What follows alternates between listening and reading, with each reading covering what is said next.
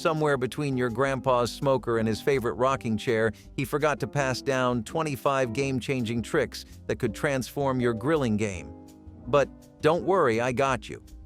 From flavor-boosting secrets to clever ways to handle the heat, these forgotten gems will have you cooking like a legend in no time. Pit roasting meats wrapped in foil is a forgotten art of barbecue that deserves a comeback. Once a staple of slow-cooking enthusiasts, this method involves digging a pit, wrapping meat tightly in foil, and letting it cook for hours beneath the Earth's surface. Think of it as the original set-it-and-forget-it cooker, but with a bit more manual labor and much more flavor. This technique traps heat and moisture, turning the pit into a natural convection oven. The foil locks in juices, so every bite of the meat is tender and infused with smoky, earthy goodness from the surrounding fire and coals. It's a method that harkens back to the days before convenience trumped creativity in outdoor cooking.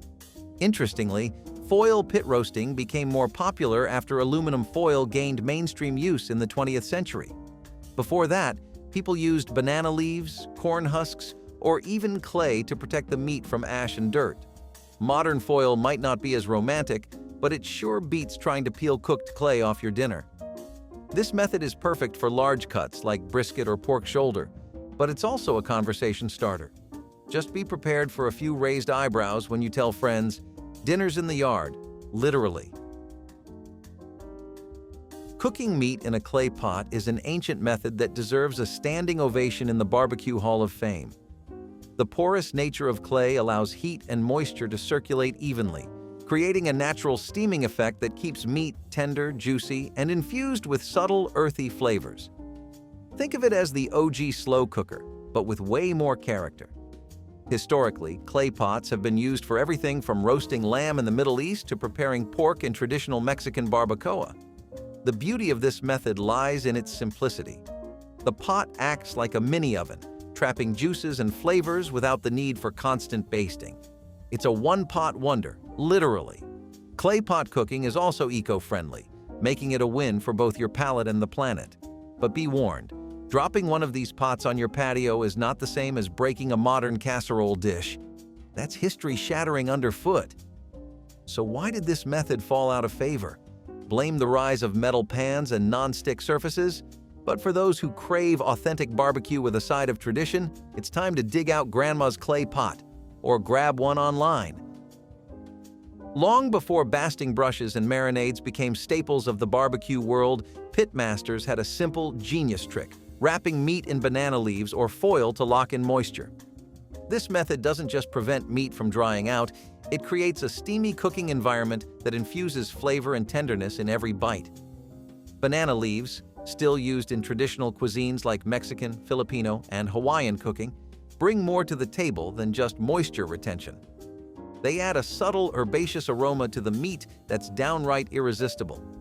Think of it as Mother Nature's flavor enhancer. Plus, they're biodegradable, making them a planet-friendly alternative to foil. Foil, which became popular in mid-20th century America, offers convenience and versatility. It seals in juices while keeping seasoning and marinades from escaping. But let's be honest, it lacks the pizzazz of banana leaves. Wrapping a brisket in foil is practical, but wrapping it in banana leaves? That's a conversation starter. So why has this technique faded in popularity? Modern grills and smokers are so precise that people often skip the extra step. But here's the thing, wrapped meats don't just cook, they transform. Whether it's foil or banana leaves, this method guarantees your meat stays as juicy as your favorite punchline. And that's a wrap, literally. Before seasoning blends and rubs-filled spice racks, smoked salt was the secret weapon of old-school barbecue enthusiasts.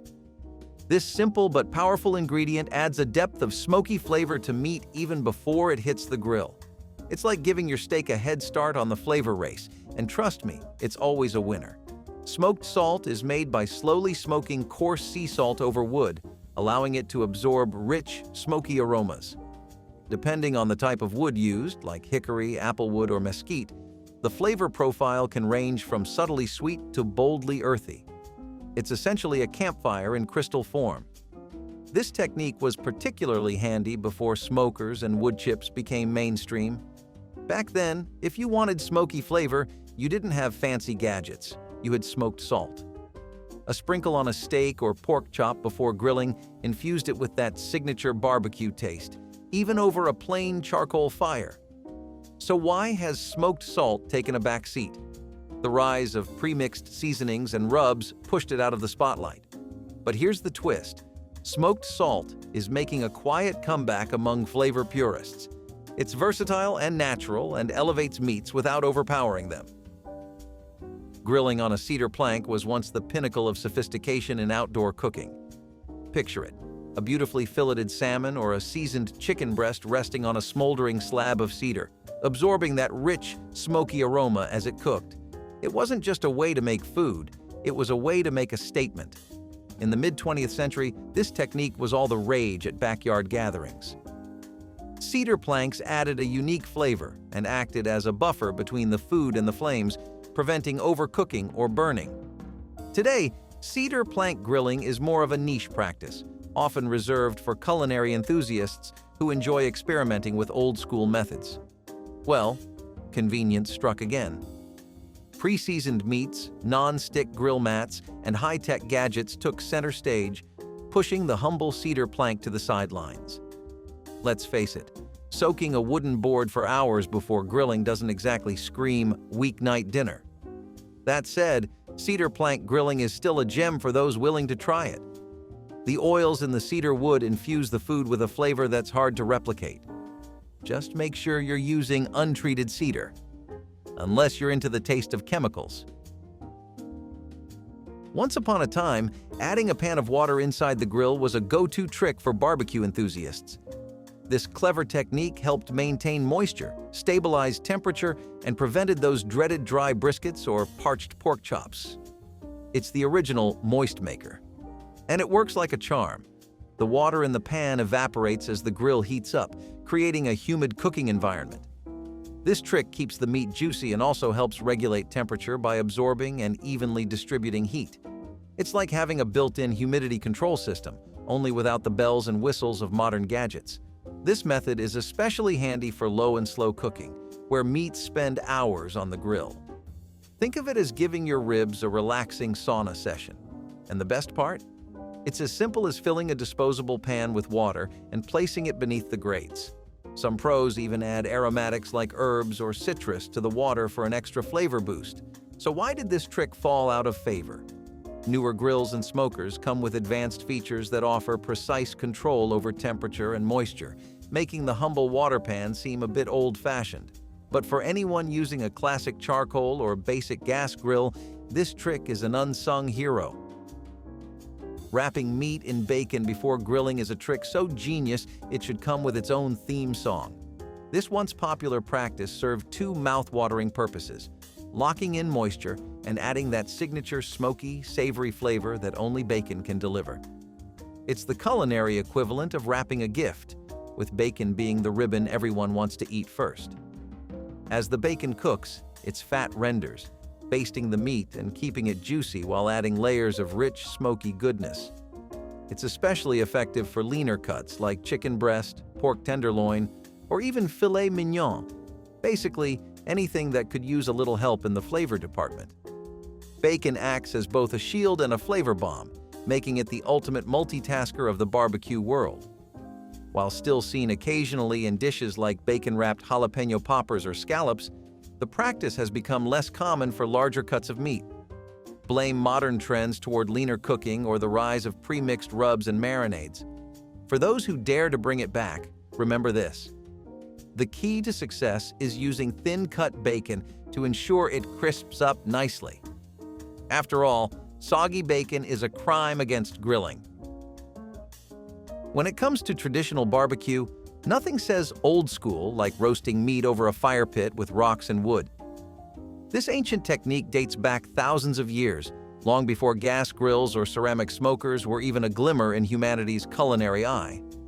Early pitmasters, likely our ancestors in loincloths, figured out that surrounding meat with heated stones not only retained heat but cooked food more evenly. It's nature's original slow cooker. Here's how it works. A fire is built in a pit and allowed to burn down to embers. Smooth, heat-resistant rocks are then placed in and around the fire to hold and radiate heat. The meat is carefully wrapped, traditionally in leaves or burlap, and laid over or between the stones, sometimes buried with dirt to trap heat. This method creates a slow, tender cook with smoky, earthy flavors that modern appliances just can't replicate. Why is this method faded? Well, let's face it. Digging a hole in your yard every weekend doesn't exactly scream convenience. Plus, explaining a smoking backyard pit to your nosy neighbors might earn you a few odd looks. But for special occasions or a deep dive into culinary history, roasting with rocks and wood is an unforgettable way to bring flavor and storytelling to the table.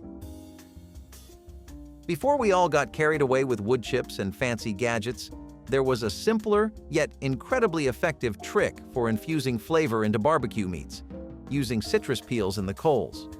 This method, often used in more traditional grilling, adds a bright, zesty aroma that's impossible to ignore. Think of it as nature's air freshener, but one you can eat. After enjoying your citrus fruits, save the peels and toss them onto your hot coals. As they burn, the peels release aromatic oils that infuse the meat above with a burst of citrusy goodness. The citrus oils release a sweet, refreshing fragrance that permeates the air, making your grill smell like a tropical vacation. Imagine getting the benefits of a fruity candle, but without the weird, waxy aftertaste. So why did this technique fall out of favor? Blame the rise of pre-made wood chips and smokers that offer more precise control over flavors. Citrus peels are still used in some regions, particularly in Mediterranean and Latin American grilling traditions. So next time you're enjoying a barbecue, consider giving your coals a little citrus boost. It's a refreshing twist that might just become your new favorite trick. Beer can chicken, the method that combined two of life's greatest pleasures, chicken and beer. This quirky technique, which gained popularity in the 1960s, is a true testament to human ingenuity, or perhaps to how much we love a cold one during a barbecue. Here's the premise. A whole chicken is propped up on a half-full can of beer, and the combination of indirect heat and steam from the beer creates a perfectly moist, juicy bird with crispy skin. It's the barbecue equivalent of a chicken spa day. The magic behind beer can chicken is simple. As the beer heats up, it creates steam that cooks the meat from the inside out, while the can helps the chicken stay upright, allowing even cooking. The result is moist, flavorful meat that falls off the bone with a little extra pop from the beer-infused steam. However, the rise of more sophisticated grills and smokers has seen this fun method fade into the background. It's been replaced by spatchcocking, rotisseries, and other high-tech techniques. But let's be honest, there's something undeniably fun about balancing a chicken on a can. And who doesn't enjoy the notion of cooking and drinking at the same time? So, next time you fire up the grill, consider reviving this nostalgic technique. After all, what's better than dinner and a drink all in one? Before pellet smokers and electric grills made smoke-flavored convenience a reality, there was the classic method of soaking wood chips in water. This simple trick was used to produce the perfect smoky haze for meats, infusing them with a rich, aromatic flavor. The idea behind it was straightforward. Soaking the wood chips in water would prevent them from burning up too quickly, allowing them to smolder and produce long-lasting smoke. When the soaked chips hit the hot coals, they released a fragrant smoke that enveloped the meat, creating that signature flavor we all crave at a barbecue. Whether it was hickory, mesquite, or applewood, each variety imparted its own unique twist, giving the meat a smokiness that simply can't be replicated by any store-bought marinade. However, as grilling technology evolved, the practice of soaking wood chips started to fade. Today, people reach for pellet smokers, which use compressed wood to deliver consistent smoke without needing to soak anything. And electric grills? They've got built-in systems for flavoring without the hassle. Soaking wood chips has become something of a nostalgic step in the barbecue process. Cooking fish in a cast-iron skillet over coals is a time-honored technique that's become a bit of a hidden gem in modern grilling. Once a common method for grilling fish at barbecues, it's now more likely to be seen around a campsite than a backyard grill. But trust me, this method deserves a comeback. After all, who doesn't love a crispy golden crust and perfectly cooked fish without the mess of flipping it on a grate? The beauty of using a cast iron skillet over coals is in its even heat distribution. Unlike flimsy pans that might leave you with hot spots, cast iron ensures that your fish gets a nice, even sear. The coals below create radiant heat, while the skillet keeps the fish from sticking to the grill or falling apart. While this technique is still popular in camping circles because nothing says back to nature like cooking fish over a fire, it's fallen out of favor in the world of backyard barbecues. Maybe it's the convenience of grilling directly over the fire, or maybe people just don't want to clean another pan. But for those who still know the joy of that sizzling sound and tender fish, it's a method that's worth revisiting. Resting meat after cooking is a classic technique to allow juices to redistribute. But did you know some pit masters used a cooler as their secret resting tool? This clever trick was once a popular method, especially for large cuts like brisket or pork shoulder, and it's as simple as it sounds. After cooking, you place your meat in an insulated cooler, without the ice of course, to keep it warm and allow the juices to settle. It's like giving your meat a little me time after the heat's been on. The cooler method works by maintaining the meat's temperature without continuing to cook it. The insulation ensures that the meat stays warm for an extended period, while the meat can rest and the juices redistribute throughout, keeping the meat tender and flavorful. Some cooks even wrap the meat in towels to improve the insulation. It's a great trick when you're feeding a crowd and need to rest your meat without worrying about it cooling down too quickly. The rise of dedicated resting racks, which allow air to circulate around the meat and cool it more evenly, has made the cooler seem a bit outdated. Plus, some people started to think, do I really need to put my steak in a cooler?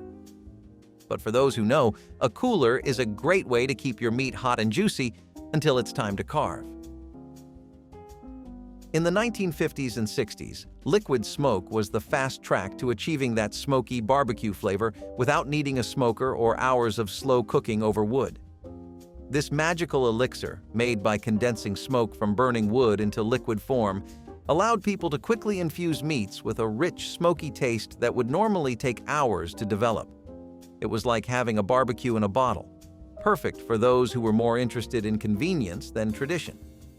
The process of making liquid smoke is fascinating. Smoke is captured by heating wood chips, then condensed into liquid form, preserving the smoky flavor. It became a staple for many home cooks who didn't have the luxury of smoking meats over a pit. With just a few drops, your steak or ribs could taste like they'd been slow-cooked over a fire for hours. So why has liquid smoke faded in popularity? With the rise of dedicated smokers, wood chips, and other authentic techniques, the quick-fix charm of liquid smoke has worn off. Purists prefer the real deal. Nothing beats the flavor of meat cooked over wood, period.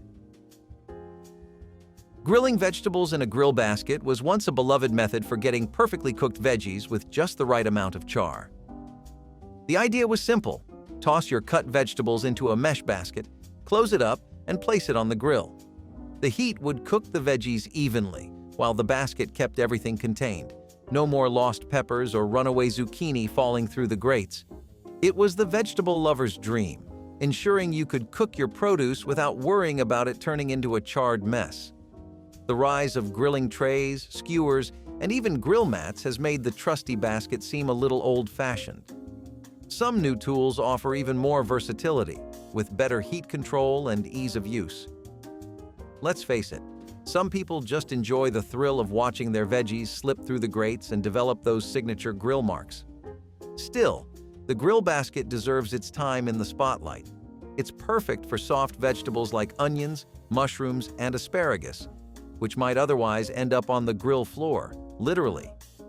And if you're a fan of grilled veggie skewers but want to skip the stabbing part, the grill basket's got your back. Cooking with a combination of charcoal and wood chunks was once the gold standard for adding smoky flavor to meats. This method combines the consistent heat of charcoal with the aromatic smoke from the wood chunks, creating that coveted deep smoky flavor that's hard to beat. You simply place a few chunks of your favorite wood on the hot coals, and the wood begins to smolder, releasing flavorful smoke that infuses your meat as it cooks. It's the kind of slow, flavorful process that makes your taste buds sing and maybe even do a little happy dance. But as grilling technology has evolved, this classic technique has become less common. Why? Because today's convenience-focused grills, like gas grills and pellet smokers, have made it easier to control temperature and flavor without the need for fiddling with coals and wood. The wood chunk method requires a bit more attention and patience, and frankly, people don't always have time to be their own personal smoke master. Still, for purists who enjoy the ritual of charcoal and wood, it's hard to beat the smoky results. This method takes time and attention, but the rewards are worth it. The flavors are richer, the aroma is intoxicating, and hey, grilling with wood chunks makes you feel like a barbecue wizard. Spit roasting over an open fire was once the epitome of outdoor barbecue. Picture it: a whole pig slowly turning on a spit, its skin crackling and sizzling as the flames lick at it. This method, popular in the early days of barbecue, is one that required both patience and a bit of elbow grease. Traditionally, the meat would be skewered onto a long rod, the spit, then placed over an open flame or smoldering coals. As the meat rotated, it cooked evenly, basting itself in its own juices, creating tender, smoky perfection. It was the kind of barbecue that could feed an army, or at least a very large family reunion. So why has spit roasting become a rare practice today? Modern roasting techniques like rotisseries and dedicated smokers have made the process easier and more precise. After all, turning a spit by hand every 30 minutes for hours on end is a serious workout. Who has the time or the muscle power for that these days? Not to mention, not everyone has access to the space or fire pit to pull off this classic technique. But let's not forget the charm of spit roasting. There's something primal and satisfying about cooking meat over an open fire, just like our ancestors did. If you've ever tried it, you know there's nothing quite like the flavor of meat slow-cooked over a flame. Before lighter cubes and pre-soaked fire starters became the go-to options for lighting charcoal, people used a more rustic and resourceful method, lighting the coals in a charcoal chimney without paper. This trick involved using twigs, dry leaves, or even pine needles to create enough heat to get the coals glowing. Essentially, nature provided the paper, and all you needed was a spark of creativity and maybe a little bit of patience. A charcoal chimney is a metal cylinder with holes that promotes airflow, allowing the heat from the kindling to ignite the charcoal evenly. The beauty of this method was that it used materials you could find right outside your door. No need for chemical-laden lighter fluid or synthetic fire starters, just good old-fashioned twigs and leaves. Plus, you got the satisfaction of knowing your barbecue wasn't contributing to environmental pollution. However, as grilling has evolved, so has the need for speed and convenience. Lighter cubes, fire starter blocks, and other quick lighting methods have made lighting the charcoal more efficient and less reliant on nature's resources. Today, most people are more likely to grab a box of pre-soaked starters than forage for kindling. In the 1950s and 1960s, maple wood was a popular choice for smoking meat, prized for its mild and sweet flavor. It was the go-to for creating that perfect balance of smoky goodness without overpowering the natural taste of the meat. Succulent ribs, gently kissed by the soft, subtle notes of maple smoke, making each bite taste like a backyard dream. It was the kind of flavor that invited everyone over to your barbecue. But over time, maple wood has taken a backseat to stronger, bolder woods like mesquite and hickory. These woods deliver a more intense, smoky punch that some modern grillers love. Maple, by contrast, was a bit too tame for those looking for a serious flavor kick. Think of it like the grilled chicken of the wood world. It's reliable, but maybe not as adventurous as some of its bolder cousins. That said, maple still has its place in the world of grilling, especially when you want a subtle, nuanced smokiness. It works wonders with poultry, pork, and even vegetables. And if you're a fan of sweeter flavor profiles, maple can pair beautifully with fruits like apples and peaches. In the world of barbecue, the practice of making your own rubs was once a badge of honor. Before the explosion of pre-made rubs in the supermarket aisles, grilling enthusiasts took pride in crafting their own secret blends of spices. The ingredients were as varied as the grillers themselves: paprika, brown sugar, garlic powder, chili powder, and a little dash of salt and pepper. Each family, or pit master, guarding their recipe like a closely held treasure. There was a real artistry to it. Mix a little of this, a little of that, and voila! You had the perfect rub for any cut of meat. Today, while some still swear by their homemade creations, the rise of pre-made rubs has made life a bit easier for those who can't tell the difference between cumin and coriander. Store-bought rubs offer convenience, and with so many options available, it's no wonder people have started reaching for them instead of their spice racks. But there's something special about a homemade rub. It's personal. It reflects your taste, your style, and your commitment to making your barbecue stand out. Plus, there's that moment when you taste the blend and think, wow, I just made magic happen. While pre-made rubs may be easy, let's not forget the good old-fashioned joy of mixing spices, experimenting, and maybe even discovering a new family tradition. After all, every great barbecue starts with a little secret spice. The technique of slow roasting whole animals using a large metal cooking cage was once a hallmark of grand barbecue feasts. Picture it, a massive rack holding a whole pig, lamb, or even a cow, slowly turning over the fire as smoke billows in the air. It was a technique designed for big celebrations. Think block parties, weddings, or any gathering where you needed to feed an army or a very hungry family. With modern innovations like rotisseries and barbecue pits, people can now cook large cuts of meat more efficiently, without needing to set up a fire pit the size of a small stadium. Rotisseries in particular make it easier to turn the meat evenly without constantly tending to the fire, while barbecue pits offer precise temperature control.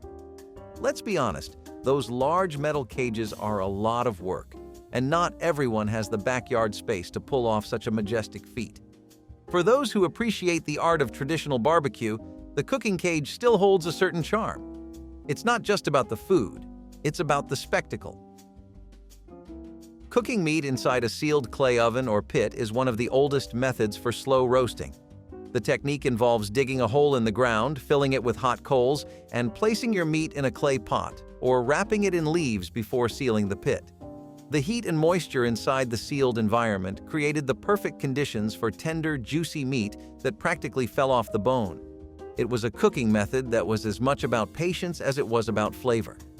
As the world of barbecue evolved, this slow-cooked method began to fade in favor of faster, more efficient techniques like modern grills and smokers. After all, waiting hours for a meal to cook in a pit can be a bit much when you're surrounded by shiny new gadgets that can do the job in a fraction of the time. Still, there's something magical about cooking meat in the earth itself, taking it from raw to perfection, as our ancestors once did. In today's world, pit cooking has become more of a novelty, used in backyard cookouts or for ceremonial feasts. But if you ever have the chance to try it, it's a connection to the past that brings out some seriously delicious flavors. Grilling with a flat stone is a technique that dates back centuries, used by early civilizations to cook meats over an open fire. The process is as simple as it sounds. Heat a large, flat stone in the fire, then place your meat directly on the surface to cook. The stone's heat would sear the meat, creating that delicious crispy crust while locking in the juices. It was the ancient version of a hot griddle, with the added bonus of a natural smokiness from the fire. Why has this method become so rare today? Well, it turns out people prefer a little more precision in their grilling. A stone, no matter how well placed, doesn't offer the control over heat that a modern grill can.